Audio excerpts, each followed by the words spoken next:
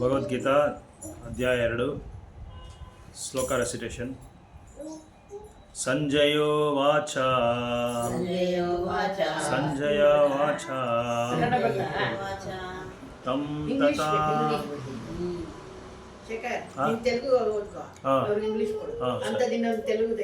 ಅಮ್ಮಮ್ಮ ಅಲ್ವಾ ತೆಲುಗು ಇದು ಕೊಡು ಭಗವದ್ಗೀತೆ ಒಂದೊಂದು ಎತ್ಕೊಂಡು ಮೇಲೆ ಮೇಲೆ ನೋಡಿ ಮೇಲೆ ನಾನು ಇಲ್ಲ ಇಲ್ಲ ಎತ್ಕೊಡ್ತೀರಿ. ಗುಡ್ ವೆರಿ ಗುಡ್ ಕೊಡಮ್ಮ. ಹರೇ ಕೃಷ್ಣ ಅಂತೇನೋ. ಹರೇ ಕೃಷ್ಣ. ನಾಚಿಕೆ ಬಿಡ್ಬಾರ್ದು.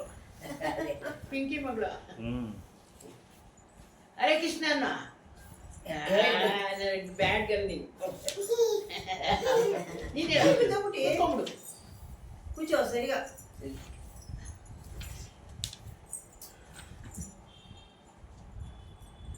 ತಕೊಳ್ಳ ಸಂಜಯ ಉವಾಚ तं तथा कृपयानिष्ठा मश्रुपूर्णाकुलेक्षणम्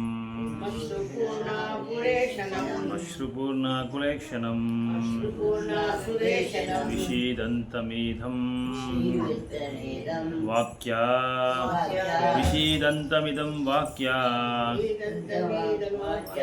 विषीदन्तमिदं वाक्यमुवाच मधुसूदन. श्रीभगवानुवाच कुतस्त्वा कश्मलमिदम्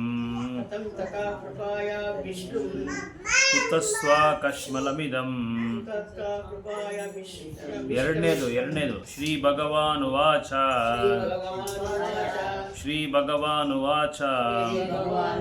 ಕುತಸ್ತ್ವಾ ಕಶ್ಮಲಮಿದಂ ವಿಷಮೇ ಸಮುಪಸ್ಥಿತಂ ಅನಾರ್ಯಾಜುಷ್ಟಾಂ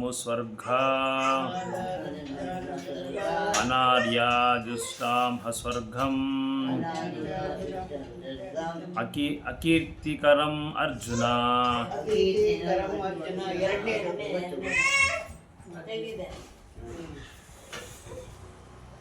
ಮೂರನೇದು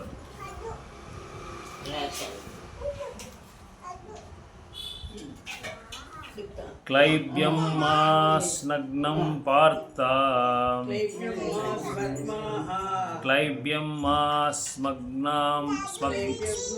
ಸ್ಮಗಂ ಪಾರ್ಥ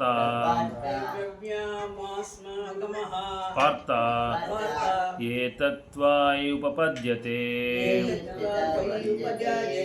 ಶುದ್ರಂ ಹೃದಯ ದೌರ್ಬಲ್ಯಂ ತ್ಯಕ್ತ್ವಾ ಉತ್ತಿಷ್ಠ ಪರಂತಪ. ಶ್ಲೋಕ ನಂಬರ್ 4. ಅರ್ಜುನ ಉವಾಚ ಕಥಂ ಭೀಷ್ಮಮಹಂ ಸಂಖ್ಯೆ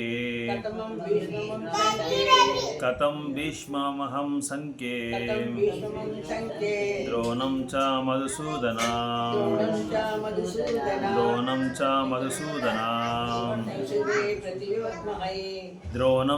ಮಧುಸೂದನ ಇಷುಭಿಃ ಪ್ರತಿಯೋತ್ಸ್ಯಾಮಿ ಪೂಜಾ ಅರ್ಹ ವರಿಸೂದನ.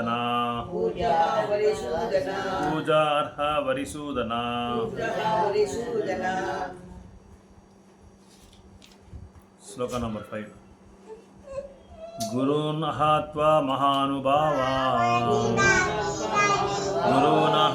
ಹಿ ಮಹಾನುಭಾವಾನ್ ಶ್ರೇಯಾ ಭೋಕ್ತುಂ ವೈಕ್ಷ್ಯಾಮಹಿ ಹಲೋಕೆ. ಶ್ರೇಯಃ ಭೈಕ್ಷ್ಯಂ ಅಪಿ ಇಹಲೋಕೆ.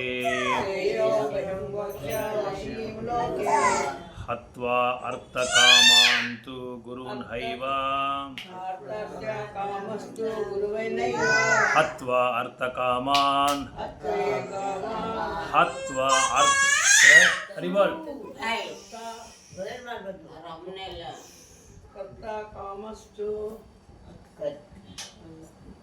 हत्वा अर्थकामान्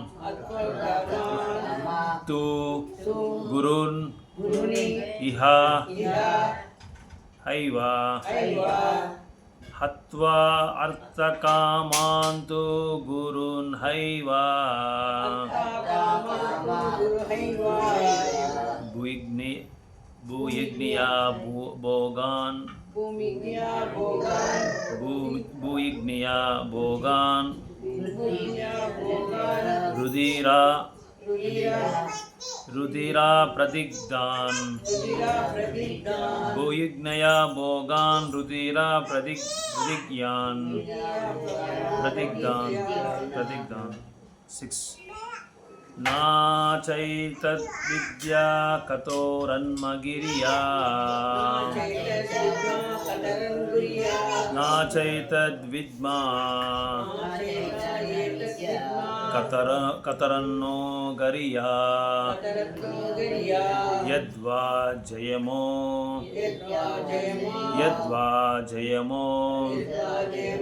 यदीवानो जयमे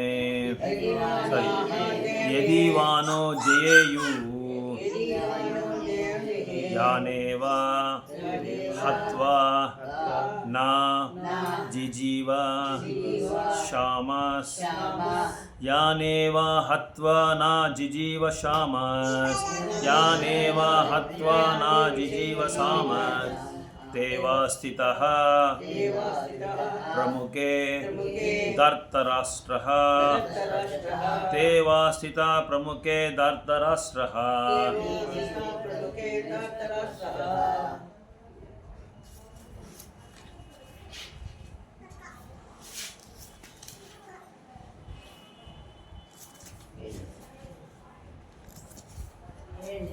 ಹನ್ನೊಂದು ಬೇಡ 11 11th ಶ್ಲೋಕ ಶ್ರೀ ಭಗವಾನುವಾಚ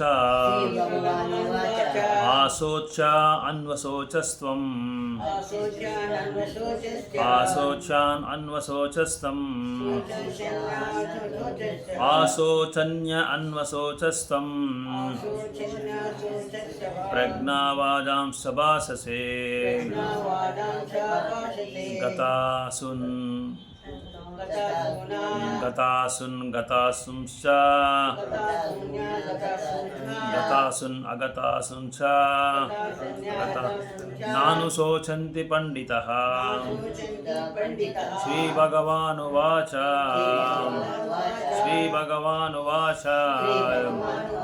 ಆಸೋಚಾನ್ ಅನ್ವಸೋಚಸ್ತ್ವಂ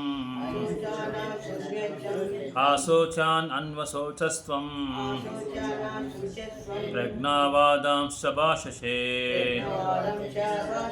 ಗತಾಸುನ್ ಅಗತಾಸುಂಶ್ಚ ನಾನು ಶೋಚಂತಿ ಪಂಡಿತಃ ಶ್ರೀ ಭಗವಾನುವಾಚ ಆಸೋಚಾನ್ ಅನ್ವಸೋಚಸ್ತ್ವಂ ಪ್ರಜ್ಞಾವಾದಾಂಶ್ಚ ಭಾಷಸೆ ಗತಾಸುನ್ ಅಗತಾಸುಂಶ್ಚ ನಾನು ಶೋಚಂತಿ ಪಂಡಿತಃ 12ನೇ ಶ್ಲೋಕ ನಾತ್ವೇಹಂ ಜಾತು ನಾಸಂ ನಾತು ಏವಹಂ ಜಾತು ನಾಸಂ ನತ್ವಂ ನೇಮೇ ಜನಾಧಿಪಃ ನತ್ವಂ ನೇಮೇ ಜನಾಧಿಪಃ ನಾಚೈವ ನ ಭವಿಷ್ಯಾಮ ಸರ್ವೇ ವಯಾಮತಃ ಪರಂ ಸರ್ವೇ ವಯಂ ಅತಃ ಪರಂ ಸರ್ವೇ ವಯಾಮತಃ ಪರಂ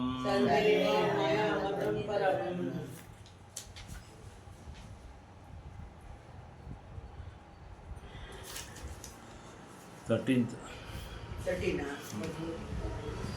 ದೇಹಿನೋಸ್ಮಿನ್ ಯಥಾ ದೇಹೇ ಕೌಮಾರಂ ಯೌವನಂ ಜರಾ ತಥಾ ದೇಹಾಂತರ ಪ್ರಾಪ್ತಿ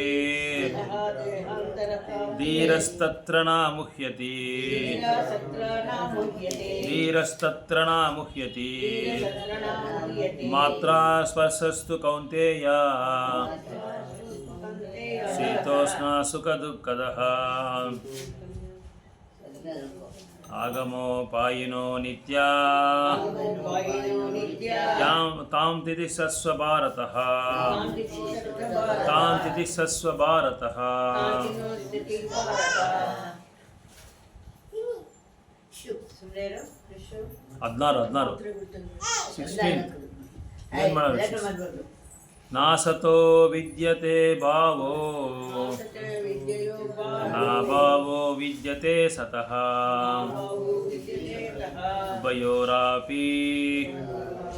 ಉಭಯೋರಪಿ ದೃಷ್ಟ ಹಸ್ತ ತು ಅನಯೋ ತತ್ವ ದರ್ಶಿಭಿ ಉಭಯೋರಪಿ ದೃಷ್ಟ ಹಸ್ತ ಉಭಯೋರಪಿ ದೃಷ್ಟ ಹಸ್ತ ತು ಅನಯೋ ಅನಯ ತತ್ವದರ್ಶಿಭಿ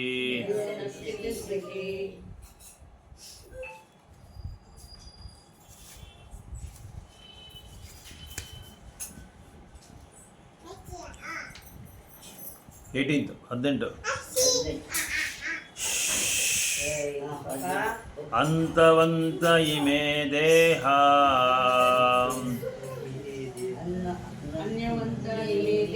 ಅಂತವಂತ ಇಮೇ ದೇಹ ನಿತ್ಯಾಸ್ಯೋಕ್ತ ಶರೀರಿಣ ಅನಾಸಿನೋ ಪ್ರೇಮಯಸ್ಯ ಅನಾಸಿನೋ ಅಪ್ರಮೇಯಸ್ಯ ತಸ್ಮಾತ್ ಯದ್ಯಸ್ವ ಭಾರತ ಅಂತವಂತ ಇಮೇ ದೇಹ ನಿತ್ಯಾಶೋಕ್ತ ಶರೀರಿಣ ಅನಾಸಿನೋ ಪ್ರೇಮಯಸ್ಯ ಅನಾಸಿನೋ ಅಪ್ರೇಮಯಸ್ಯ ತಸ್ಮಾದ್ಯುದ್ಯಸ್ವ ಭಾರತ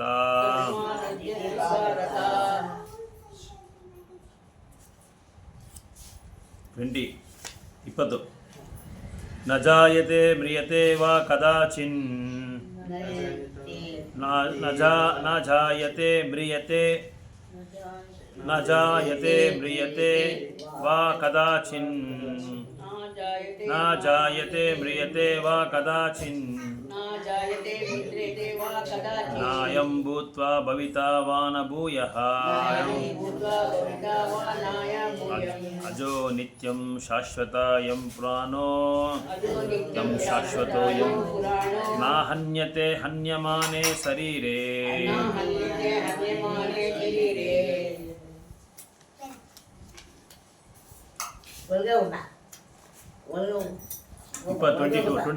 22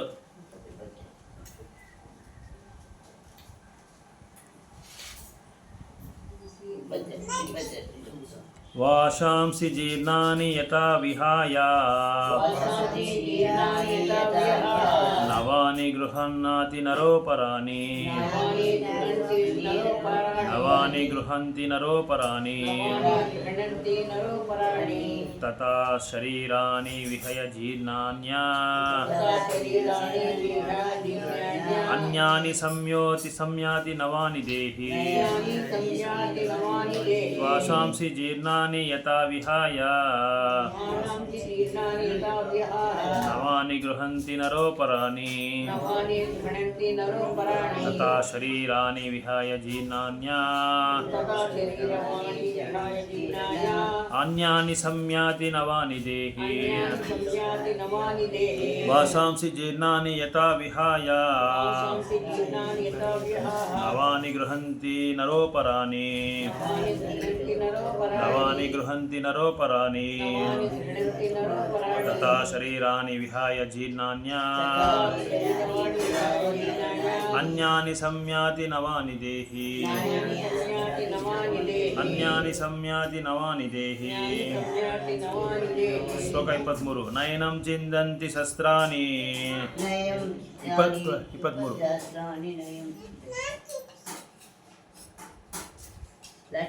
23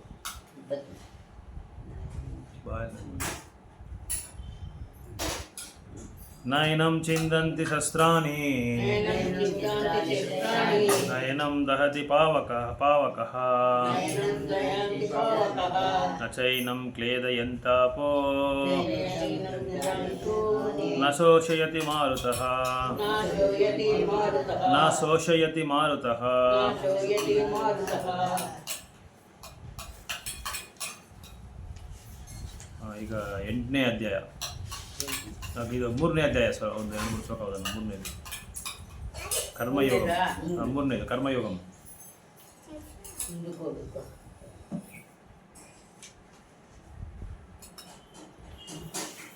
ಎಷ್ಟನೇ ಶ್ಲೋಕ?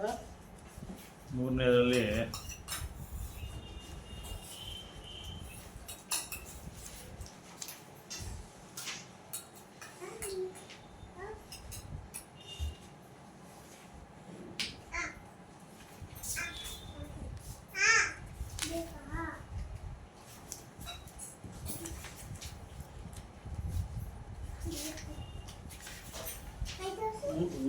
ಒಂಬತ್ತು.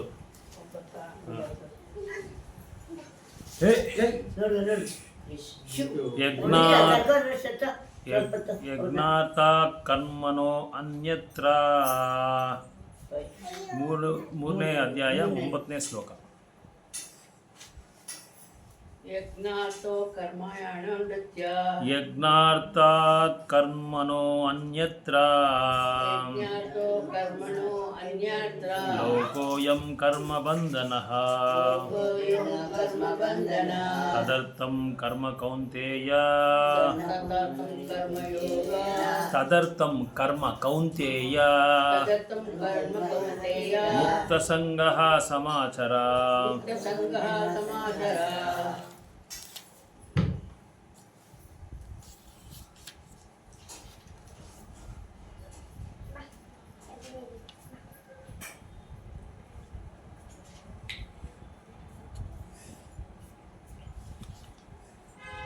ಅದನ್ನ 14th 13th 14th 13 14 ಎರಡೂ ಯಜ್ಞಶಿಷ್ಟಾಶಿನ ಸಂತೋ 13th ಯಜ್ಞಶಿಷ್ಟಾಸನ ಸಂತೋ ಮುಚ್ಯಂತೆ ಸರ್ವಕಿಲ್ ವಿಷಯ ಮುಚ್ಯಂತೆ ಸರ್ವಕಿಲ್ವಿಷೇ ಭುಂಜತೆ ತೋ ಅಹಂ ಪಾಪಂ ಪುಜ್ಯಂತೆ ಭುಂಜತೆ ತೋ ಅಹಂ ಪಾಪಂ ಪುಜ್ಯತೆ ದಗ್ಧಂ ಪಾಪಂ ಯೇ ಪಚಂತಿ ಆತ್ಮಕಾರಣಾತ್ ಯೇ ಪಚನ್ನಾತ್ಮ ಕಾರಣ ಯಜ್ಞಶಿಷ್ಟಾಶನ ಸಂತೋ ಯಜ್ಞಶಿಷ್ಟಾಸನಂ ತೋ ಮುಚ್ಯಂತೆ ಯಜ್ಞಶಿಷ್ಟಾಶಿನ ಸಂತೋ ಮುಚ್ಯಂತೆ ಸರ್ವಕಿಲ್ ವಿಷಯ ಮುಚ್ಯಂತೆ ಸರ್ವಕಿಲ್ವಿಷೇ ಭುಂಜತೆ ತೋ ಅಹಂ ಪಾಪಂ ಭುಂಜತೆ ತೋ ಅಹಂ ಪಾಪಂ ಯೇ ಪಚಂತಿ ಆತ್ಮಕಾರಣಾತ್ 14 अन्नाद् भवन्ति भूतानि पर्जन्यो अन्नसम्भवः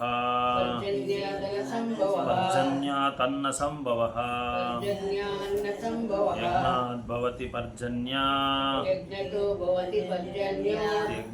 भवति पर्जन्या यज्ञकर्म समुद्भवः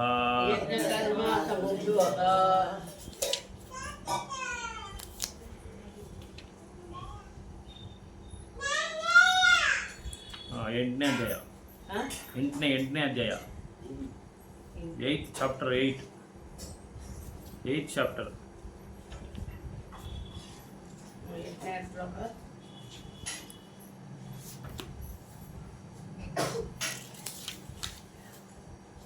ಭಗವತ್ ಪ್ರಾಪ್ತಿ. ಮೊದಲೇದ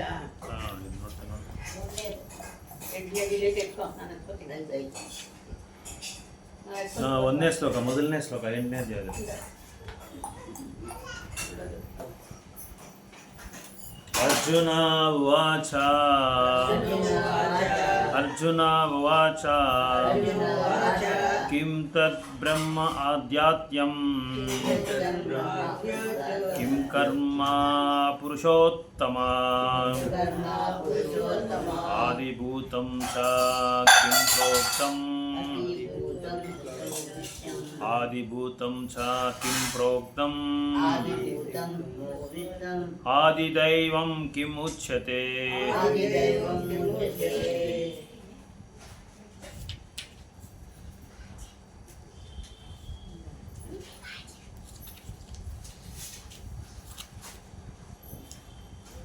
ಸೆವೆಂತ್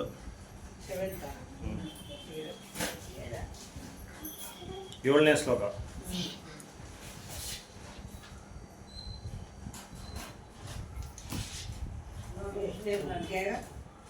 ಸೇಮ್ ಚಾಪ್ಟರ್ ಏಳನೇ ಶ್ಲೋಕ ಏಳನೇದು ಅಧ್ಯಾಯ 8 ಶ್ಲೋಕ ಸೇಮ್ ಅದೇ 8ನೇ ಏಳನೇ ಶ್ಲೋಕ ತಸ್ಮಾತ್ ಸರ್ವೇಷು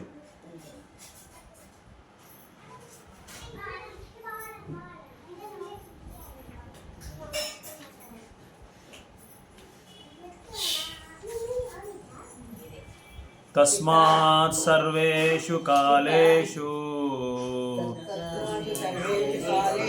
ಮಾಮನುಸ್ಮರ ಯುಧ್ಯ ಚ ಮಯ್ಯರ್ಪಿತ ಮನೋಬುದ್ಧಿ ಮಾಮೇ ವೈಶ್ಯಸಿ ಅಸಂಶಯ ತಸ್ಮಾತ್ ಸರ್ವೇಷು ಕಾಲೇಷು ಮಾಮನುಸ್ಮರ ಯುಧ್ಯ ಚ ಮಯ್ಯರ್ಪಿತ ಮನೋಬುದ್ಧಿ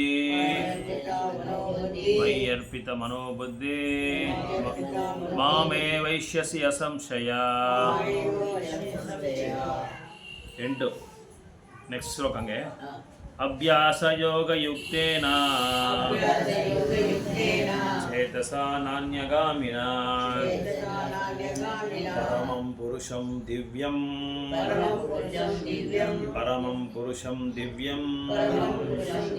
ಯಾತಿ ಪಾರ್ಥಾನುಚಿಂತಯಾನ್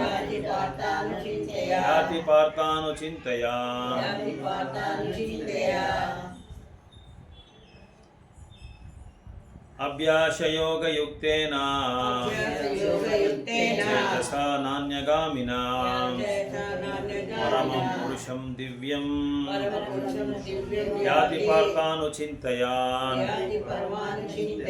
ಯಾತಿ ಪಾರ್ಥ ಅಂದ್ರೆ ಅರ್ಜುನ ಯಾತಿ ಪಾರ್ಥಾನುಚಿಂತಯಾನ್ 9 ಕವಿ 9 ಬೇಡ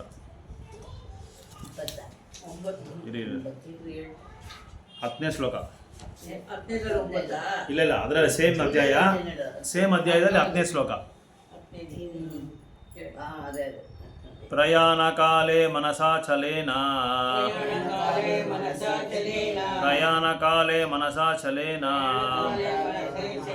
ಭಕ್ತ್ಯಾ ಯುಕ್ತ ಯೋಗ ಬಲೇನ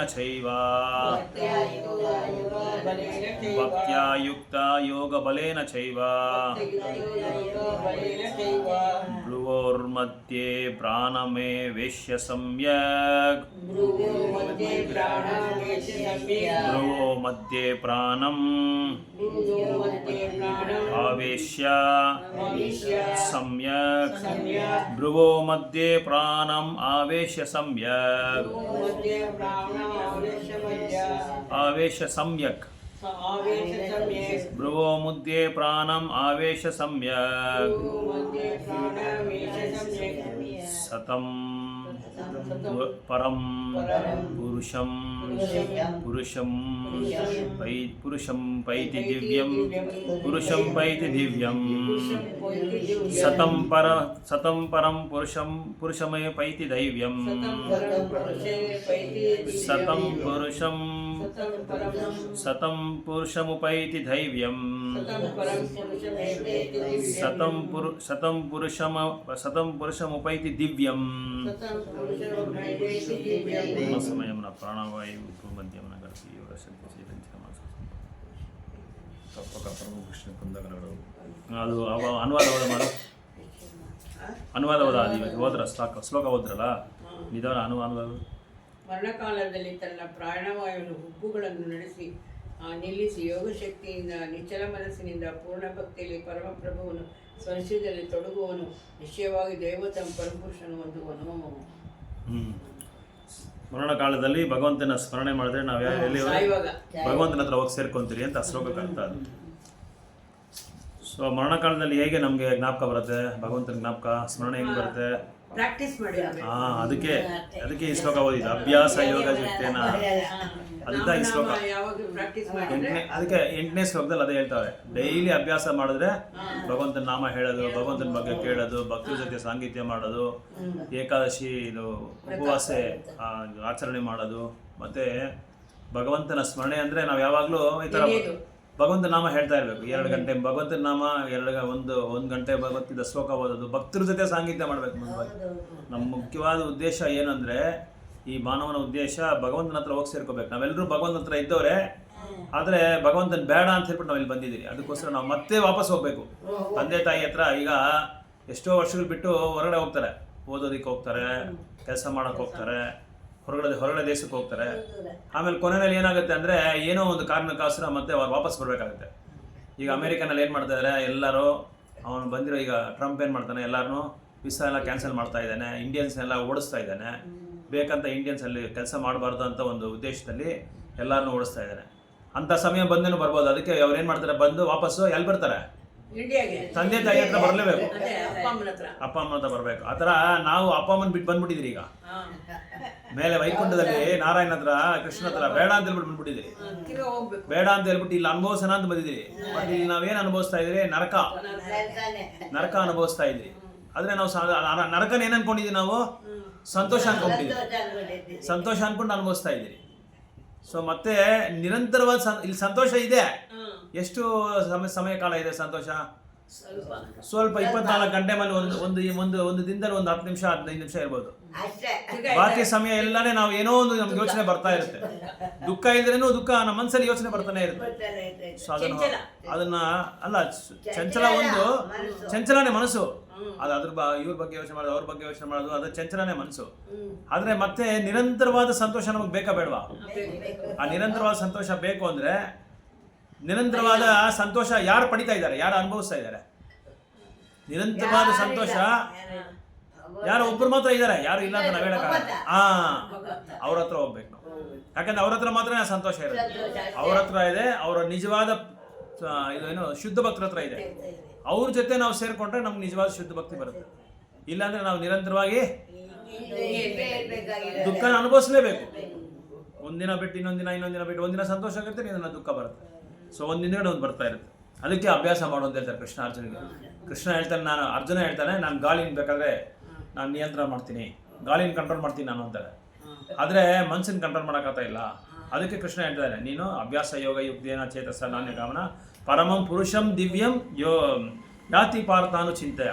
ಪಾರ್ಥ, ಅರ್ಜುನ, ನೀನು ನನ್ನ ಬಗ್ಗೆ ಅಭ್ಯಾಸ ಮಾಡು, ನನ್ನ ಸ್ಮರಣೆ ಮಾಡ್ಬೇಕಂದ್ರೆ ನಾವು ಭಗವಂತನ ನಾಮ ಹೇಳಲೇಬೇಕು. ಭಗವಂತನ ನಾಮ ಹೇಳ್ದೇನೆ ಭಗವಂತನ ಬಗ್ಗೆ ಸ್ಮರಣೆ ಬರೋದು, ಇಲ್ಲದ್ರೆ ಸ್ಮರಣೆ ಬರೋಲ್ಲ. ಇಲ್ಲ ಬೇರೆ ಏನೋ ಸ್ಮರಣೆ ಬರ್ತಾ ಇರುತ್ತೆ. ಭಗವಂತನ ಸ್ಮರಣೆ ಮಾಡ್ಕೊಂಡು ಸ್ಮರಣೆ ಬರೋಲ್ಲ.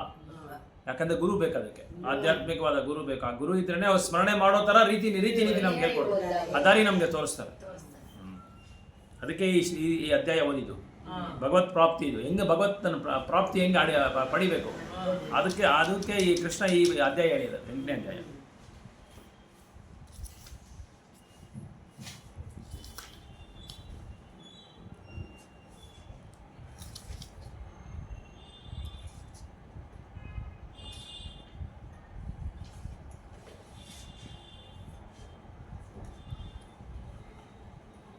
ನೋಡಿ, ಸುಲಭವಾಗಿ ಭಗವಂತನ ಹೆಂಗೆ ಪ್ರಾಪ್ತಿ ಪಡೆಯೋದಂತ 14ನೇ ಶ್ಲೋಕದ ಹೇಳ್ತಾ ಇದ್ದಾರೆ. 14ನೇ ಶ್ಲೋಕ ಅವರೇ ಹೇಳ್ಬಿಡೋರೆ, ಕೃಷ್ಣ ನನ್ನ ಹತ್ರ ಯಾವ ಥರ ಬರಬೇಕು, ನಿಮ್ಗೆ ಸುಲಭವಾಗಿ ನಾನು ಪಡಿಬೇಕಂತ ಏನು ಮಾಡಬೇಕು ಅಂತ ಅವರೇ ಹೇಳ್ಬಿಟ್ಟಿದ್ದಾರೆ. ನೋಡಿ 14. ಅನನ್ಯಚೇತ ಸತತಂ ಯೋ ಮಾಂ ಅನನ್ಯಚೇತ ಸತತಂ ಯೋ ಮಾಂ ಸ್ಮರತಿ ನಿಶ್ಯತ ಯೋ ಮಾಂ ಸ್ಮರತಿ ನಿಶ್ಯತ ಯೋ ಮಾಂ ಸ್ಮರತಿ ನಿಶ್ಯತ ಸ್ಮರತಿ ನಿಶ್ಯತ ಅನನ್ಯಚೇತ ಸತತಂ ಯೋ ಮಾಂ ಸ್ಮರತಿ ನಿಶ್ಯಸಃ ಸರಿ ಯೋ ಮಾಂ ಸ್ಮರತಿ ನಿತ್ಯಸಃ ತಸ್ಯಾಹಂ ಸುಲಭ ತಸ್ಯಾಹಂ ಸುಲಭ ತಸ್ಯಾಹಂ ಸುಲಭ ಪಾರ್ಥ ನಿತ್ಯಯುಕ್ತಸ್ಯ ಯೋಗಿನಾ ನಿತ್ಯಯುಕ್ತಸ್ಯ ಯೋಗಿನಾ ತಸ್ಯಾಹಂ ಸುಲಭ ಪಾರ್ಥ ನಿತ್ಯಯುಕ್ತಸ್ಯ ಯೋಗಿನಾ ಸುಲಭ ಪಾರ್ಥ ನಿತ್ಯಯುಕ್ತಸ್ಯ ಯೋಗಿನಾ ಅನುವಾದ ಓದ್ರಿ. ಪಾರ್ಥ ಅನಿಶ್ಚಿಂತನಾಗಿ ಸದಾ ನನ್ನನ್ನು ಸ್ಮರಿಸುವವನಿಗೆ ನಾನು ಸುಲಭವಾಗಿ ಲಭ್ಯನು. ಭಕ್ತಿ ಸೇವೆಯಲ್ಲಿ ಅವನು ಸದಾ ನಿರಂತರವಾಗಿ ಇದಕ್ಕೆ ಕಾರಣ. ఓ పార్థ అనన్య చిత్తముతో నన్ను స్మరించువానికి అతని నిరంతర భక్తియుక్త సేవ కారణంగా నేను సులభంగా లభ్యుడైనాను. ఇంగ్లీష్లో దేవికి అది For one who always remembers me without deviation, I am easy to obtain. O son Partha, because of his constant engagement in devotional service. Constant engagement ಭಕ್ತಿ ಸೇವೆನಲ್ಲಿ ಅನನ್ಯವಾಗಿ ಒಂದು ಸ್ವಲ್ಪನೂ ಸಮಯ ಬಿಡ್ದಿರ ಯಾವಾಗಲೂ ಅವನ ಬಗ್ಗೆನೇ ನಾವು ಸ್ಮರಣೆ ಮಾಡಿಕೊಂಡು ಇದ್ರೆ ನನ್ನ ఈజీగా ನಾನು పడిపోదు ಅಂತ ಹೇಳ್ತಾ ఇದ್ದಾರೆ. అనన్య చిత్తములు దేవదేవుడైన శ్రీకృష్ణుని భక్తి యోగములతో సేవించే శుద్ధ భక్తుల చరమగమ్యము ఈ శ్లోకమును ముఖ్యముగా వివరింపబడినది.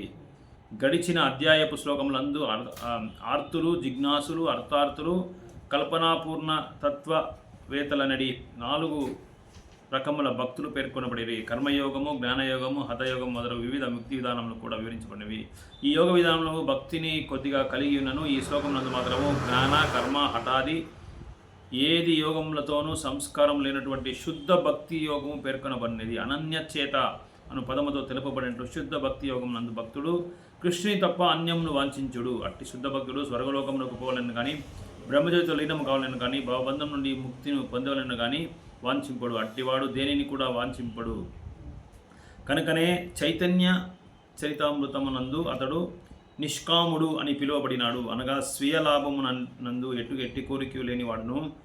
భావము పరమశాంతి అందుకే లభించు కానీ స్వీయ లాభమునకై ಪ್ರಾಕುಲಾಡನ ವಾಡಿ ಕಾದು. ಸೊ ಈ ಶ್ಲೋಕದಲ್ಲಿ ಹೇಳ್ತಾ ಇದ್ದಾರೆ ಜ್ಞಾನಯೋಗ ಕರ್ಮಯೋಗ ಹಠಯೋಗ ಇದೆಲ್ಲ ನೀವು ಮಾಡಬೇಕಾಗಿದ್ದ ಅವಶ್ಯಕತೆ ಇಲ್ಲ.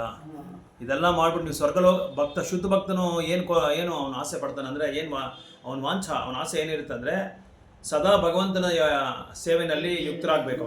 ಯುಕ್ತರಾಗ್ತಾನೆ ಅಂದರೆ ಯುಕ್ತರಾಗದಂದರೆ ಯಾವಾಗಲೂ ಅವನ ಸೇವೆನಲ್ಲಿ ಅವನು ಎಂಗೇಜ್ ಆಗಿರ್ತಾನೆ. ಬೇರೆ ಯಾವ ಸೇವೆನೂ ಅವ್ನು ಬೇಕಾಗಿಲ್ಲ. ಅದರಿಂದ ಅವನಿಗೆ ಕರ್ಮಯೋಗ ಜ್ಞಾನಯೋಗ ಹಠಯೋಗ ಮಾಡೋ ಅವಶ್ಯಕತೆ ಇಲ್ಲ. ನನ್ನೇ ಸದಾ ಯಾವಾಗಲೂ ನನ್ನ ನೆನೆಸ್ಕೊಂಡಿರ್ಬೇಕು ಅಂದರೆ ನಾವೇನು ಮಾಡಬೇಕು? ಭಗವಂತನ ಲೀಲೆಗಳ ಬಗ್ಗೆ ಕೇಳಬೇಕು, ಭಗವಂತನ ಗುಣಗಾನ ಮಾಡಬೇಕು, ಸತ್ಸಂಗದಲ್ಲಿ ಭಕ್ತರ ಜೊತೆ ಸುಮ್ಮನೆ ಮಾಡ್ಬೇಕು, ಸತ್ಸಂಗ ಮಾಡಬೇಕು ಅಂತ ಕೆಲವರು ಏನು ಮಾಡ್ತಾರೆ, ಸತ್ಸಂಗಕ್ಕೆ ಬರ್ತಾರೆ, ಏನೋ ಯೋಚನೆ ಮಾಡ್ಕೊಂಡಿದ್ದಾರೆ, ಎಲ್ಲೋ ನೋಡ್ಕೊಂಡಿರ್ತಾರೆ. ಅಂತ ಸತ್ಸಂಗ ವೇಸ್ಟು. ಅದಕ್ಕೆ ಸತ್ಸಂಗಕ್ಕೆ ಬರ್ದಿರೋದೇ ಒಳ್ಳೇದು. ಸತ್ಸಂಗ ಬರೋದು ಏನಕ್ಕಂದ್ರೆ ಭಗವಂತನ ಬಗ್ಗೆ ತಿಳ್ಕೊಳ್ಳೋಕ್ಕೆ, ಭಗವಂತನ ಬಗ್ಗೆ ತಿಳ್ಕೊಂಡು ಅವ್ರು ಯಾರು ಹೇಳ್ತಾ ಇದ್ದಾರೋ ಅದ್ರ ಮೇಲೆ ನಡೆಯೋದು. ಮುಂದೆ ನಾವು ಅದ್ರ ಮೇಲೆ ಗಮನ ಇರಬೇಕು. ಗಮನ ಇಟ್ಟು ಆ ಒಂದು ಪ್ರಯಾಣನ ಮಾಡಬೇಕು. ಅದ್ರ ಜೊತೆ ನಾವು ಪ್ರಯಾಣ ಮಾಡಬೇಕು. ಆವಾಗ ನಿಜವಾದ ಸತ್ಸಂಗ ಆಗುತ್ತೆ. ಸತ್ಸಂಗ ನಾನು ಮಾಡ್ತೀನಿ ನೀನು ಮಾಡ್ತೀನಿ ಅಂತ ಸುಮ್ಮನೆ ಬಂದ್ಕೊಂಡು ಎಲ್ಲೋ ನೋಡ್ಕೊಂಡು ಅಲ್ಲೋ ನೋಡ್ಕೊಂಡಿದ್ರೆ ವೇಸ್ಟು. ಹೇಳ್ತಾರೆ ಏನೋ ಇದು ಗಾದೆ ಹೇಳ್ತಾರೆ, ಬೆಟ್ಟದ ಮೇಲೆ ಮಳೆ ಸುರಿದ್ರೆ ಏನಾಗುತ್ತೆ? ಏನು ಪ್ರಯೋಜನ ಇಲ್ಲ. ಅದೇ ಯಾವುದೋ ಭೂಮಿ ಮೇಲೆ ಬಿದ್ದರೆ ಸ್ವಲ್ಪ ಬೆಳೆ ಬರುತ್ತೆ.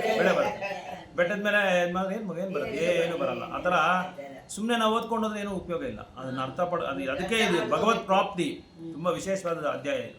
ಹೇಗೆ ಭಗವಂತನ ಪಡೆಯೋದು ಅಂತ ಹೇಳ್ಕೊಡ್ತಾ ಇದ್ದಾರೆ. ಸೊ ಎಟ್ಟಿ ಯೋಗಂ ತರ ಸಂಸ್ಕಾರ ಅನನ್ಯ ಆದಿ ಪದಂతో ಶುದ್ಧ ಭಕ್ತಿ ಯೋಗಂ ನಂದು ಭಕ್ತರು ಕೃಷ್ಣನೇ ತಪ್ಪ ಅನ್ಯವನ್ನು ವಾಂಛಿಸಬೇಡು. ಅವ್ನಿಗೇನು ಬೇಕಾಗಿಲ್ಲ. ಶುದ್ಧ ಭಕ್ತನಿಗೆ ಭಗವಂತನ ಒಂದು ಸೇವೆ ಬಿಟ್ಟು, ಭಕ್ತರ ಸೇವೆ ಬಿಟ್ಟು ಅವ್ನಿಗೇನು ನನಗೇನು ಬೇಡ ಅಂತ ಹೇಳ್ತಾನೆ. ಏನು ಕೊಟ್ಟರೆ ನನಗೆ ಬೇಡ ಅಂತ ಹೇಳ್ತಾನೆ. ಈಗ ನೋಡಿ, ಅಂಬರೀಷ್ ಪ್ರಭು ಅಂತ ಒಬ್ಬರವರೇ ನಮ್ಮ ದೇವಸ್ಥಾನದಲ್ಲಿ. ಅವ್ರು ಯಾರಂದರೆ ಫೋರ್ಡ್ ಕಂಪನಿಯ ಕಾರ್ ಓನರು. ಆ ಕಾಲದಲ್ಲಿ ಪ್ರಭುಪಾದರು ಇರುವಾಗೆ ಅವರು ಪ್ರಭುಪಾದರ ಪುಸ್ತಕ ಓದಿ ಪ್ರಭುಪಾದರ ಹತ್ರ ಸರೆಂಡರ್ ಆಗಿ ಅವ್ರ ಹತ್ರ ದೀಕ್ಷೆ ತಗೊಂಡ್ರು. ಅವ್ರಿಗೆ ಎಷ್ಟು ದುಡ್ಡು ಇದೆ ಅಂದರೆ ಆಸ್ತಿ ಅವ್ರಿಗೆ ಗೊತ್ತಿಲ್ಲ. ಸಿಸ್ಟಮಲ್ಲಿ ಹಾಕಿದ್ರೆ ಕೂಡ ಗೊತ್ತಾಗಲ್ಲ, ಅಷ್ಟೊಂದು ಆಸ್ತಿ ಇದೆ, ಅಷ್ಟೊಂದು ಶ್ರೀಮಂತರು ಅವರು. ನಮ್ಮ ದೇವಸ್ಥಾನ ಒಂದು ಕಟ್ತಾ ಇದ್ದಾರೆ, 800 ಕೋಟಿ ದೇವಸ್ಥಾನ ಒಂದು ಮಾಯಾಪುರಲ್ಲಿ, ಟೆಂಪಲ್ ಆಫ್ ವೇದಿಕ್ ಪ್ಲಾನೆಟೋರಿಯಂ ಅಂತ.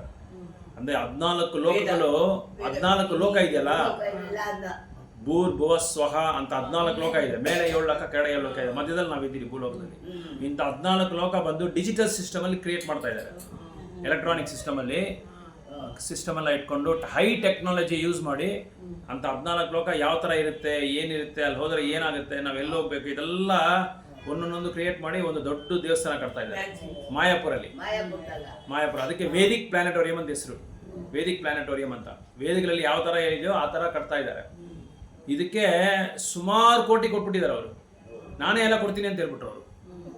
ಆದ್ರೇನು ಇವರು ಏನು ಹೇಳಿದ್ರು ಅಂದರೆ, ಇಲ್ಲ ನಮಗೆ ಯಾವಾಗಲಾದರೂ ಶಾರ್ಟೇಜ್ ಬಂದರೆ ನಿಮ್ಮ ಹತ್ರ ತೊಗೊಳ್ತೀರಿ, ಬಟ್ ನೀವು ಕೊಡ್ತಾ ಇರಿ, ಫುಲ್ ಅಮೌಂಟ್ ಬೇಡ. ಯಾಕಂದರೆ ಎಲ್ಲ ಭಕ್ತರು ಅದಕ್ಕೆ ಸ್ವಲ್ಪ ಅವರ ಕಾಂಟ್ರಿಬ್ಯೂಷನ್ ಇರಬೇಕು, ಅವ್ರು ಸ್ವಲ್ಪ ಅದಕ್ಕೆ ಸೇವೆ ಮಾಡಬೇಕು ಅಂತ ಹೇಳಿದ್ರು. ಈಗ ಅವ್ರಿಗೆ ಸ್ಟ್ರೋಕ್ ಹೊಡೆದ್ಬಿಟ್ಟಿದೆ ಪಾಪ ಅಂಬರೀಷ್ ಪ್ರಭುಗೆ. ಅಮೇರಿಕನಲ್ಲಿ ಒಂದು ದೊಡ್ಡ ಟೆಂಪಲಲ್ಲಿ ಅವರು ಪ್ರೆಸಿಡೆಂಟ್ ಆಗಿದ್ರು. ಇವಾಗ ಅಲ್ಲಿ ಹೋಗಿ ಡೈಲಿ ಪ್ರತಿದಿನ ಕ್ಲೀನ್ ಮಾಡೋದು, ಶುದ್ಧ ಮಾಡೋದು, ಸೇವೆ ಮಾಡೋದು ಎಲ್ಲ ಮಾಡ್ತಾ ಇದ್ದಾರೆ. ಗಂಡ ಹೆಂಡತಿ ಎಲ್ರು, ಹೆಂಡತಿನೂ ಇದಕ್ಕೆ ಹಿಂದೆ ಸ್ಟ್ರೋಕ್ ಹೊಡಿಯೋಕೆ ಪ್ರತಿದಿನ. ಈಗ ಸ್ಟ್ರೋಕ್ ಹೊಡೆದಿರೋದು ಒಂದು 3 ದಿನ ಆಯಿತು. ಅದಕ್ಕೆ ಪ್ರಪಂಚದಲ್ಲಿ ಎಷ್ಟು ಜನ ಭಕ್ತರಿದ್ದಾರೋ ಅವರೆಲ್ಲರೂ ಜಪ ಮಾಡ್ತಾ ಇದ್ದಾರೆ ಅವ್ರಿಗೋಸ್ಕರ. ಇಷ್ಟು ದಿನ 2 ದಿನ ವೆಂಟಿಲೇಟರ್ ಇದ್ರು, ಈಗ ಪ್ರೇಯರ್ಸ್ ಎಲ್ಲ ಮಾಡಿದ್ಮೇಲೆ ವೆಂಟಿಲೇಟರ್ ತೆಗೆದಿದ್ದಾರೆ ಇವಾಗ. ಆದರೆ ಈಗ ಡಿಸೈಡ್ ಮಾಡ್ತಾರೆ ಆಪರೇಷನ್ ಮಾಡಬೇಕಾ ಬೇಡ ಅಂತ ಡಿಸೈಡ್ ಮಾಡ್ತಾ ಇದ್ದಾರೆ. ಅಂದ್ರೆ ನಾನು ಏನಕ್ಕೆ ಹೇಳ್ತಾ ಇದ್ದೀನಿ ಅಂದ್ರೆ, ಇಷ್ಟು ದೊಡ್ಡ ಮಹಾ ಶ್ರೀಮಂತರು ಅಲ್ಲಲ್ಲ, ಹಂಗಲ್ಲ, ಶ್ರೀಮಂತರಾಗಿನೂ ಭಗವಂತನ ಸೇವೆಗೆ ಭಕ್ತಿಗೆ ಬರೋದು ತುಂಬಾ ಕಷ್ಟ. ಯಾಕಂದ್ರೆ ಶ್ರೀಮಂತರಾದ್ರೆ ಈ ಕಾಲಗೊಬ್ಬ ಸೇವಕ ಇರ್ತಾನೆ, ಈ ಕಾಲಗೊಬ್ಬ ಸೇವಕ ಇರ್ತಾನೆ, ಕೈಗೊಬ್ಬ ಸೇವಕ ಇರ್ತಾನೆ, ಸೊಂಟಗೊಬ್ಬನ ಇರ್ತಾನೆ, ಕತ್ತಗೊಬ್ಬನ ಇರ್ತಾನೆ, ಎಲ್ಲದಕ್ಕೂ ಇರ್ತಾರೆ. ಆದ್ರೆ ಅವ್ರು ಯಾರನ್ನೂ ಇಟ್ಕೊಂಡಿಲ್ಲ. ಅವ್ರೆ ಬೇರೆದಕ್ಕೆ ಇಟ್ಕೊಂಡಿದ್ದಾರೆ, ಮನೆ ಕೆಲಸಕ್ಕೆಲ್ಲ ಇಟ್ಕೊಂಡಿದ್ದಾರೆ. ಅವ್ರವ್ರ ಕೆಲಸ ಅವ್ರವ್ರು ಮಾಡ್ಕೊಂತಾರೆ, ಅವ್ರ ಭಕ್ತಿ ಸೇವೆ ಅವ್ರು ಮಾಡ್ತಾರೆ.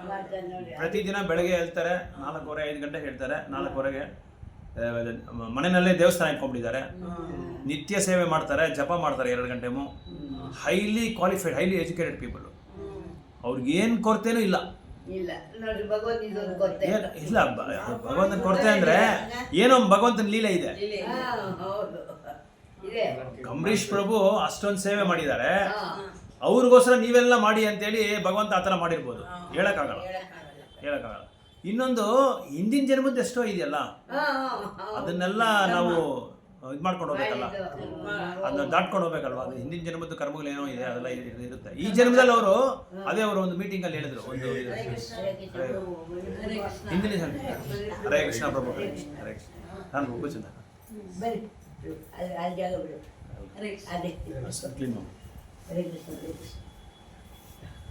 ಹರೇ ಕೃಷ್ಣ ಪ್ರಭು, ಹರೇ ಕೃಷ್ಣ.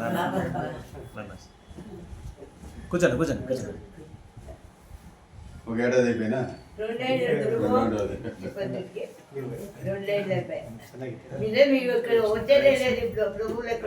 వీళ్ళు వస్తారు కదా. ಸೊ ಈ ತರ ಅಂಬರೀಷ್ ಪ್ರಭು ಅವರು ಬೇಕಾದಷ್ಟು ಸೇವೆ ಮಾಡಿದ್ದಾರೆ ನಮ್ಮ ಸಂಘಕ್ಕೆ. ಸೊ ಅವ್ರು ಮಾಡದೇ ಇರೋ ಸೇವೆ ಯಾವುದೂ ಇಲ್ಲ. ಈ ತರ ಅವ್ರಿಗೋಸ್ಕರ ಇಡೀ ಪ್ರಪಂಚದಲ್ಲಿ ಈಗ ಎಲ್ಲರೂ ಪ್ರಾರ್ಥನೆ ಮಾಡ್ತಾ ಇದ್ದಾರೆ, ಹೇಗಾದರೂ ಅಂಬರೀಷ್ ಪ್ರಭುಗೆ ಬೇಗ ಅವರು ರಿಕವರ್ ಆಗಿ ಭಗವಂತನ ಸೇವೆನಲ್ಲಿ ಮತ್ತೆ ಅವ್ರು ಜಾಯಿನ್ ಆಗಬೇಕು ಅಂಥೇಳಿ ಪ್ರತಿಯೊಂದು ಭಕ್ತರು ಎಲ್ಲ ಕಡೆ ವಾಟ್ಸಪ್ಪಲ್ಲಿ ಕಳಿಸೋದು, ಟೆಲಿಗ್ರಾಮಲ್ಲಿ ಕಳಿಸೋದು, ಇನ್ಸ್ಟಾಗ್ರಾಮಲ್ಲಿ ಕಳಿಸಿ ಅವ್ರ ಪರವಾಗಿ ಎಲ್ಲ ಪ್ರಾರ್ಥನೆ ಮಾಡ್ತಾ ಇದ್ದಾರೆ. ಹೇಗಾದರೂ ಅಂಬರೀಷ್ ಪ್ರಭುಗೆ ಮತ್ತೆ ಅವರು ಸೇವೆನಲ್ಲಿ ಮತ್ತೆ ಅವರು ರೀಜಾಯಿನ್ ಆಗಬೇಕು. ಸೊ ಭಗವಂತನ ಸೇವೆನಲ್ಲಿ ಅವ್ರು ಚೆನ್ನಾಗಿ ಬರಬೇಕು. ಸೊ ಯಾವುದೇ ಒಂದು ಕಾರ್ಯಕ್ರಮದಲ್ಲಿ ಮಾಯಾಪುರಲ್ಲಿ ನಡೆದ್ರೆ ತಕ್ಷಣ ಅವ್ರನ್ನ ಫೋನ್ ಮಾಡಿ ಕರೆದ್ಬಿಡ್ತಾರೆ. ನಮ್ಮ ಗುರು ಮಹಾರಾಜ್ಗೆ ತುಂಬಾ ಇಷ್ಟ ಅವ್ರು ನೋಡಿದ್ರೆ. ಸೊ ಇಡೀ ಗಂಡ ಹೆಂಡ್ತಿರು ಅಷ್ಟು ಶ್ರೀಮಂತರಾದ್ರೇನು ಒಂದು ಸ್ವಲ್ಪನೂ ಅವ್ರಿಗೆ ಅಹಂಕಾರ, ಅಹಮ್ಮು, ನಾನು, ಗರ್ವ ಅನ್ನೋದು ಯಾವುದೂ ಇಲ್ಲ ಅವ್ರಿಗೆ. ಯಾಕಂದ್ರೆ ಅಷ್ಟೊಂದು ಪ್ರಭುಪಾದ ಪುಸ್ತಕನ ಚೆನ್ನಾಗಿ ಓದಿ ಅಧ್ಯಯನ ಮಾಡಿ, ಅದನ್ನ ಅವರು ಓದಿ ಅಧ್ಯಯನ ಮಾಡೋದು ಮಾತ್ರ ಅಲ್ಲ, ಅದನ್ನ ತನ್ನ ಜೀವನದಲ್ಲಿ ಅವರು ಅಳವಡಿಸ್ಕೊತಾ ಇದ್ದಾರೆ. ಈ ಥರದ ನಾವು ಇರಬೇಕು ಅಂತ. ಒಬ್ಬ ಬ್ರಹ್ಮಚಾರಿ ಅವ್ರ ಮನೆಗೆ ಹೋಗಿದ್ರು ಒಂದ್ಸಲ US ಅಮೇರಿಕಾಗೆ. ಹೋಗುವಾಗ ಬ್ರಹ್ಮಚಾರಿ ಮನೆ ನೋಡಿದ್ರು, ಮನೆ ನೋಡಿ 2 ದಿನ ಅಲ್ಲಿದ್ರು. ಅವ್ರು ಇದ್ಬಿಟ್ಟು ಅವ್ರಿಗೆ ಬ್ರಹ್ಮಚಾರಿ ಹೇಳ್ತಾ ಇದ್ದಾರೆ, ನಮ್ಮ ಕೈಯಲ್ಲಿ ಕೂಡ ಇಷ್ಟು ಸ್ಟ್ಯಾಂಡರ್ಡ್ಸ್ ನಾವು ಮೇಂಟೈನ್ ಆಗಿ ಮಾಡೋಕ್ಕಾಗ್ತಾ ಇಲ್ಲ. ಅಷ್ಟು ಚೆನ್ನಾಗಿ ವಿನಯವಾಗಿ, ತುಂಬ ವಿನಯವಾಗಿ, ಏನು ಆಡಂಬರವಾದ ಏನೂ ಇಲ್ಲ ಅವ್ರಿಗೆ. ಅಷ್ಟು ಸಿಂಪಲ್ ಆಗಿ ಪ್ರಭುಪಾದ್ ಹೇಳ್ತಾರೆ, ಸಿಂಪಲ್ ಲಿವಿಂಗ್ ಹೈ ಥಿಂಕಿಂಗ್ ಅಂತ ಹೇಳ್ತಾರೆ. ಸೊ ಜೀವನದಲ್ಲಿ ನಾವು ಸರಳವಾಗಿರ್ಬೇಕಂತೆ. ಯಾವುದೇ ಒಂದು ವಿಷಯದಲ್ಲಿ ಅಷ್ಟೇ, ನಾವು ಬಟ್ಟೆ ಹಾಕೋದಲ್ಲಾಗಲಿ, ಬೇರೆ ಒಂದು ವಿಷಯದಲ್ಲಾಗಲಿ, ಮಾತಾಡೋದಲ್ಲಾಗಲಿ, ಬೇರೆ ವೈಷ್ಣವರ ಹತ್ರ ನಾವು ಇದು ಚಟುವಟಿಕೆಗಳು ಟ್ರಾನ್ಸಾಕ್ಷನ್ ಮಾಡುವಾಗಲಿ, ಎಲ್ಲದರಲ್ಲಿ ನಮ್ಮ ವಿನಯ ನಾವು ತೋರಿಸ್ಬೇಕು. ಅಹಂಕಾರ ನಮಗಿರಬಾರ್ದು. ಯಾರೋ ಏನೋ ಅಂತಾರೆ, ಯಾರೋ ಏನೋ ಮಾಡ್ತಾರೆ ಅಂತ ನಾವು ಇದು ಮಾಡ್ಕೋಬಾರ್ದು. ನಾವು ಎಷ್ಟು ವಿನಯವಾಗಿರಬೇಕು. ಅದಕ್ಕೆ ಚೈತನ್ಯ ಮಹಾಪ್ರಭು ಹೇಳಿದ್ರು, ಈ ಒಂದು ಶ್ಲೋಕನ ಮಾತ್ರ ಯಾರಾದರೂ ಕರೆಕ್ಟಾಗಿ ಅಧ್ಯಯನ ಮಾಡಿ ತನ್ನ ಜೀವನದಲ್ಲಿ ಅಳವಡಿಸ್ಕೊಂಡ್ರೆ ನಮ್ಮ ಜೀವನ ಸಕ್ಸಸ್ ಅಂತ ಹೇಳ್ತಾರೆ ಚೈತನ್ಯ ಮಹಾಪ್ರಭು. ರಾಧಾನಾಥ ಸ್ವಾಮಿ ಮಹಾರಾಜ್ ಹೇಳ್ತಾರೆ, ಏನು ಹೇಳ್ತಾರೆ, ಎಷ್ಟು ವಿನಯವಾಗಿರಬೇಕು ಅಷ್ಟು ವಿನಯವಾಗಿರಬೇಕು, ಎಷ್ಟು ಸಹನವಾಗಿರಬೇಕು ಅಷ್ಟು ಸಹನವಾಗಿರಬೇಕು. ಆಮೇಲೆ ಮತ್ತವ್ರ ಹತ್ರ ನಾವು ಯಾರು ಮರ್ಯಾದೆ ನೋಡಬಾರ್ದು. ಅವ್ರಿಗೆ ನಾವು ಮರ್ಯಾದೆ ಕೊಡ್ಬೇಕು. ಫಸ್ಟು ಅವ್ರ ಹತ್ರ ಅವ್ರು ಹೇಳಿ, ಪ್ರಭು ಹೇಳಿ ಹರೇ ಕೃಷ್ಣ, ಆಮೇಲೆ ನಾನು ಹೇಳ್ತೀನಿ ಆ ಥರ ಫಸ್ಟು ನಾವು ಮೊದಲು ಹರೇ ಕೃಷ್ಣ ಅಂತ ಹೇಳಬೇಕು. ಯಾಕಂದರೆ ವೈಷ್ಣವರು ಪಾದ ಬಂದು ತಾಕಿದ್ರೇ ಇದು ವೈಕುಂಠ ಆಗ್ಬಿಡುತ್ತೆ, ಪವಿತ್ರ ಆಗ್ಬಿಡುತ್ತೆ, ಮನೆಯೇ ಪವಿತ್ರ ಆಗ್ಬಿಡುತ್ತೆ, ಮನೆಯೇ ಮಂತ್ರಾಲಯ ಆಗ್ಬಿಡುತ್ತೆ. ಸೊ ಆ ಥರ ಅಷ್ಟೊಂದು ಶ್ರೀಮಂತರಾಗಿನೂ ವಿನಯವಾಗಿ, ತುಂಬ ಸಹನವಾಗಿ ಭಗವಂತನಿಗೆ, ಭಕ್ತರಿಗೆ ಯಾವ ಭಕ್ತರು ನೋಡಿದ್ರೂ ಅವರು ಅವ್ರ ಅಹಂಕಾರ ಬೇಡ, ನಾನು ದೊಡ್ಡ ಶ್ರೀಮಂತ ಯಾಕಂದ್ರೆ ವರ್ಲ್ಡ್ ಟಾಪ್ 10 ಅವ್ರು ಇದ್ದಾರೆ ಇವಾಗ, ಅಂಥ ದೊಡ್ಡ ಶ್ರೀಮಂತರವರು. ಆದ್ರೇನೋ ಅವರ ಒಂದು ಜೀವನ ಶೈಲಿ ತುಂಬ ವಿಶೇಷವಾಗಿದೆ. ಅವ್ರು ನೋಡಿ ಅವ್ರು ರೋಲ್ ಮಾಡಲ್ ಆಗಿದ್ದಾರೆ. ನಮ್ಮ ಇಸ್ಕಾನ್ಗೆ ಅವ್ರು ರೋಲ್ ಮಾಡಲ್ ಆಗಿದ್ದಾರೆ. ಅವರು ಅಷ್ಟು ಚೆನ್ನಾಗಿ ತೋರಿಸ್ತಾ ಇದ್ದಾರೆ. ಅವ್ರು ಹೇಳಿದ್ರು ಮೊದಲು ಒಂದೇ ಒಂದು ಮೀಟಿಂಗಲ್ಲಿ, ನಾನು ಎಷ್ಟು ಸಂಪಾದಿಸ್ಬೇಕೋ ಅಷ್ಟೆಲ್ಲ ಸಂಪಾದಿಸ್ಬಿಟ್ಟಿದ್ದೀನಿ. ನಮ್ಮ ತಂದೆನೂ ಅಷ್ಟೇ, ನಾನು ಅಷ್ಟೇ. ಆದರೆ ನನಗೆ ಯಾವುದ್ರೂ ಅಷ್ಟು ಸಂಪಾದಿಸಿನೂ ನನಗೆ ಸ್ವಲ್ಪ ಕೂಡ ಅದರಲ್ಲಿ ಸಂತೋಷ ಸಿಕ್ಕಿಲ್ಲ ನನಗೆ. ಆದರೆ ನಮ್ಮ ಭಕ್ತರನ್ನು ನೋಡಿದ್ರೆ ನನಗೆ ಅಷ್ಟೊಂದು ಸಂತೋಷ ಆಗುತ್ತೆ. ಆ ಮುಖದಲ್ಲಿರೋ ತೇಜಸ್ಸು, ಆ ಮುಖದಲ್ಲಿರೋ ಸಂತೋಷ, ಯಾವಾಗಲೂ ಸದಾ ಕುಣಿತ, ಸದಾ ಭಗವಂತನ ಗುಣಗಾನ ಮಾಡ್ತಾ ಮಾಡ್ತಾ ಮಾಡ್ತಾ ಎಷ್ಟು ಚೆನ್ನಾಗಿ ಭಗವಂತನ ಸೇವೆ ಮಾಡಿಕೊಂಡು, ಭಕ್ತರಿಗೆ ಸೇವೆ ಮಾಡಿಕೊಂಡು, ಅದಿಲ್ಲದ್ರೆ ಮತ್ತವ್ರಿಗೆ, ಬೇರೆಯವ್ರಿಗೆ, ಅಭಕ್ತರಾಗಿರೋರ್ಗೂ ಅವ್ರಿಗೂ ಸೇವೆ ಮಾಡ್ತಾ ಇದ್ದಾರೆ. ಈಗ ಇಡೀ ಪ್ರಪಂಚದಲ್ಲಿ ನಮ್ಮದು 1004 ಸೆಂಟರ್ಸ್ ಇದೆ. ಎಲ್ಲ ಸೆಂಟರ್ಸಲ್ಲಿ ನೀವು ನೋಡಿ, ಎಲ್ಲ ಕಡೆ ಭಕ್ತರಿಗೆ ಸೇವೆ ಮಾಡ್ತಾ ಇದ್ದಾರೆ, ಎಲ್ಲ ಕಡೆ ಕರ್ಮಿಗಳಿಗೆ ಸೇವೆ ಮಾಡ್ತಾ ಇದ್ದಾರೆ, ಅಭಕ್ತರಿಗೆ ಸೇವೆ ಮಾಡ್ತಾ ಇದ್ದಾರೆ.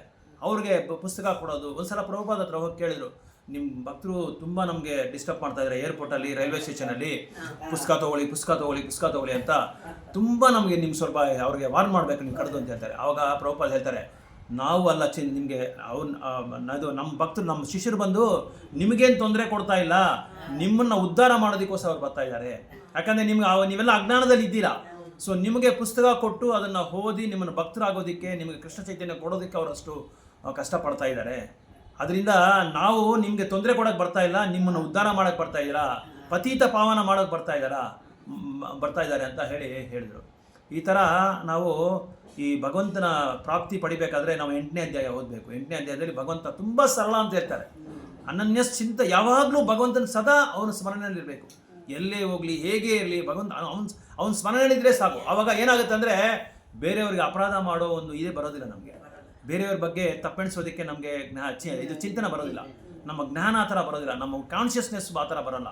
ಯಾರು ಎಲ್ಲೇ ಭಕ್ತರಾಗಿದ್ದಾರ ರೈಟು, ಅವ್ರಿಗೆ ನಮಸ್ಕಾರ ಹಾಕೋದು, ಅವ್ರಿಗೆ ವೈಷ್ಣವ ಪ್ರಣಾಮ ಹೇಳೋದು, ಅವ್ರ ಬಗ್ಗೆ ಒಳ್ಳೇದೆಣಿಸ್ಬೇಕು. ಇವಾಗ ನೋಡಿ, ಅಂಬರೀಷ್ ಪ್ರಭು ಬಗ್ಗೆ ಅವರು ಎಲ್ಲರೂ ಭಕ್ತರು ಪ್ರೇಯರ್ ಮಾಡಬೇಕಂತೇನಿಲ್ಲ, ಆದರೆ ಇಡೀ ಗ್ಲೋಬಲ್ ಲೆವೆಲ್ ಎಲ್ಲ ಭಕ್ತರು ಅವ್ರಿಗೋಸ್ಕರ ಪ್ರಾರ್ಥನೆ ಮಾಡ್ತಾ ಇದ್ದಾರೆ. ಯಾಕೆ? ಅವ್ರು ಮಾಡಿರುವಂಥ ಸೇವೆ ತುಂಬ ಅಪಾರವಾದದ್ದು, ತುಂಬ ವಿಶೇಷವಾದ ಒಂದು ಸೇವೆ. ಅದಕ್ಕೆ ನಮ್ಮ ಗುರು ಮಹಾರಾಜ್ ಎಲ್ಲರಿಗೂ ಇದು ಕಲಿಸಿದ್ದಾರೆ. ಈಗ ಎಲ್ಲರೂ ನೀವು ಅವ್ರ ಬಗ್ಗೆ ಪ್ರಾರ್ಥನೆ ಮಾಡಿ, ಬೇಗ ಗುಣ ಆಗಲಿ. ಅದೇ ಈಗ ಡಾಕ್ಟರ್ ಹೇಳಿದ್ದಾರೆ, ಸರ್ಜರಿ ಮಾಡಬೇಕಾ ಬೇಡ ಅಂತ ಇದು ಮಾಡ್ತಾರೆ. ಅದಕ್ಕೆ ನಾವು ಸರ್ಜರಿ ಮಾಡ್ದಿರಾ ಅವರು ಹೊರಗಡೆ ಬರಬೇಕು, ಹೊರಗಡೆ ಬಂದು ಮತ್ತೆ ಸೇವೆಗೆ ಅವರು ಯುಕ್ತರಾಗಬೇಕು ಅಂತ ಹೇಳಿ ನಾವೆಲ್ಲರೂ ಪ್ರಾರ್ಥನೆ ಮಾಡೋಣ. ಓಕೆ, 3 ಸಲ ನಾವು ಇದು ನರಸಿಂಹ ಪ್ರಾರ್ಥನೆ ಮಾಡೋಣ. ప్రభు మీరేమో చూడండి, మీరు వచ్చింది ఏమీ లేదు మన ఇస్కాన్ రైట్. ఇయ్యండి నేను తీసి ఇచ్చినారు, ప్రభు ఇచ్చింది నాకు.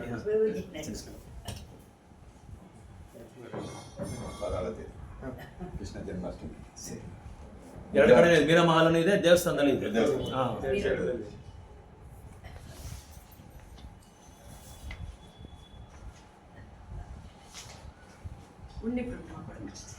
ತಗೋ ವೈಷ್ಣವರು ಕೊಟ್ಟರೆ ಬೇಡ ಅನ್ಬಾರ್ದು. ಪ್ಯಾಂಪ್ಲೆಟ್ ವೇಸ್ಟೇಜ್ ಅಂತ ಹಿಂಗೇನೆ ಅಂತ ಊಟ ಇಲ್ಲಂತ ಊಟ తెలుసు ఒకే ఫ్యామిలీ, మీకు తెలుసు కదా. అదే కదా, మీ గురించి ఎప్పుడు చెప్తా ఉంటారు ప్రభు. ఒకే ఫ్యామిలీగా ఉన్నాం. అవునవును, ఎప్పుడు ప్రతిరోజు మీరు వాళ్ళని వచ్చి మీట్ చేసి మాట్లాడుతూ ఉంటారు. ఎక్కడికంటే అది పోతా ఉంటారు. అవును, పోతా ఉంటారు. కరెక్ట్. ఎట్లుంది ప్రభు కలెక్షన్ అంతా బాగుందా పర్వాలేదా? ఏమీ లేదు ప్రభు. వంట రూమ్ అట్లే ఉంది, ఇది చేయాలని చూస్తా ఉంటామా. సరే సరే సరే. ఏమి చాలా బాగుంటుంది. అవునా? సరే. జన్మాష్టమి అయినాక చేయాలి. చూడాలి. కొంచెం దూరం అయిపోయాం, మనకి అదే ప్రాబ్లం. అదే దగ్గర నుండే కొంచెం డొనేషన్లు బాగా వస్తూ ఉండే, భక్తులు చాలా మంది చాలా మంది వచ్చిండ్రు. బట్ రాముని గుడిలో ఉండేటప్పుడు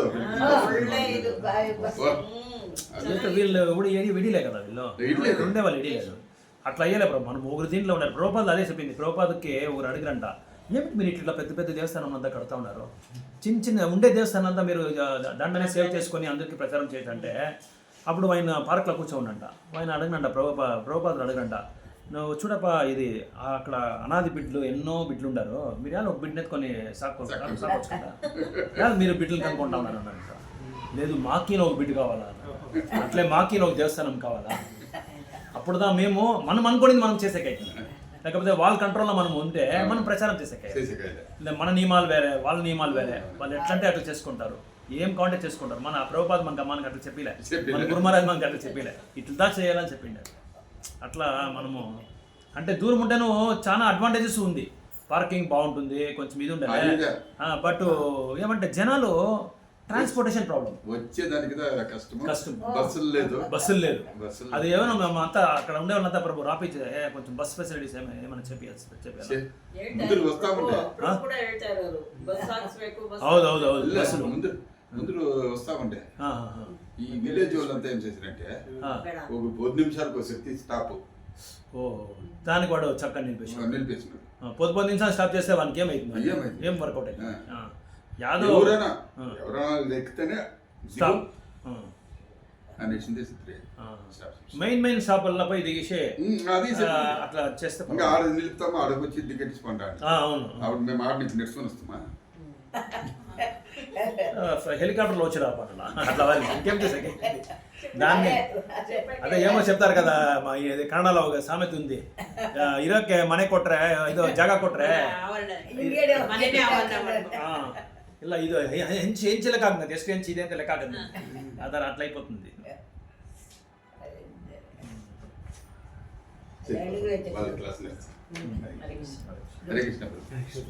మంచి రోజు వచ్చినారు ఇప్పుడు ప్రభు. సెకండ్ పంచకల్పతరు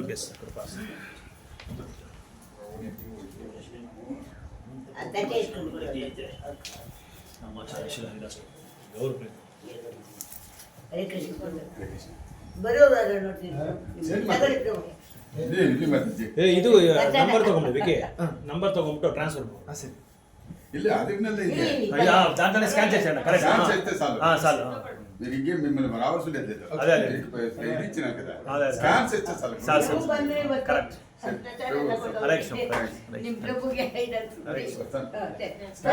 దాంట్లో స్కాన్ ఉంది, ఇదే స్కానింగ్. ఇది ఇష్టమంటే